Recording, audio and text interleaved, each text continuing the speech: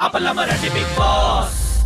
Hey guys, welcome to Big Boss Marathi Season 5 6 week review and I appreciate B team काय खेळली आहे यार या वीकमध्ये. कारण हेच लोक होते ज्यांच्यामुळे हा वीक मी पूर्णपणे बघू शकलो, कारण मी बोर झालो होतो फॉर ऑब्वियस रिझन्स, निक्की आणि अरबाज. सो स्टार्ट करूया या वीकबद्दल. स्टार्टिंगमध्ये कुठेतरी क्लॅरिफिकेशन सुरू झाले लोकांचे त्यांच्या ॲक्शन रिॲक्शनबद्दल. त्यानंतर नॉमिनेशन टास्क झाला, तोही खूप इंटरेस्टिंग होता, मला आवडला तो टास्कही. बट त्याच्यामध्ये मला कुठेतरी बघण्यात आलं की कुठेतरी वर्षाताई वर्सेस धनंजय, त्याच्यानंतर अभिजित वर्सेस आर्या झालं. हे मला कुठेतरी वाटतं बी टीमसाठी प्रॉब्लेम क्रिएट करू शकतो पुढे जाऊन. त्याच्यानंतर निकीचा जो काही ड्रामा सुरू झाला ड्युटी टास्कवरून वगैरे, आणि उगाच वर्षाताईंना खेचलं गेलं, काहीच गरज नव्हती मला असं वाटतं. बी टीमने कुठेतरी स्टँड घेतला या साऱ्यामध्ये की आम्ही निकीची फालतूगिरी एक्सेप्ट नाही करणार, आम्ही भिडणार तिला. पण मला वाटतं कुठेतरी माघारी घेतली नंतर बी टीमने. मला वाटतं नाही घ्यायची गरज नव्हती. आर्याचे जे काही स्टँड होते यावेळी मला पटले की हां काहीतरी केलं पाहिजे, तिला बॉयकॉट तरी करा, तिला इग्नोर करा, तिला उगाच तुम्ही देऊच नका, तिला स्क्रीनिंग देऊच नका याच्या फालतूच्या गोष्टींसाठी. So that was good. P B currency task झाला जो रद्द करण्यात आला लोकांच्या कुठेतरी ॲग्रेशनमुळे.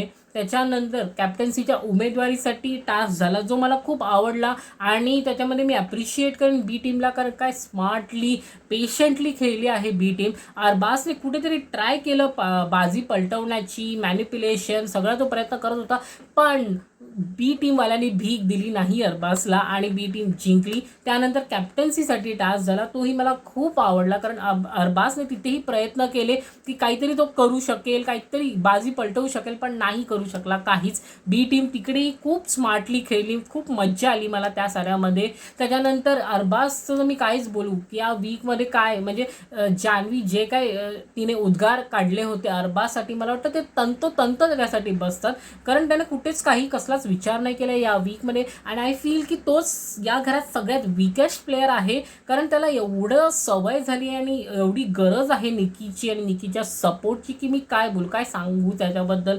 त्याच्यानंतर निकीचे ड्रामा तर मला इंटरेस्टच नाही त्याच्यामध्ये बोलण्याबद्दल. ओव्हरऑल हा वीक खूप होता, सिम्पल होता. जरा काहीतरी होतं या वीकमध्ये. हा निकी आणि अरबाजचा ड्रामा नसता आणि काहीतरी वेगळं असतं तर मजा आली असती मला बघायला.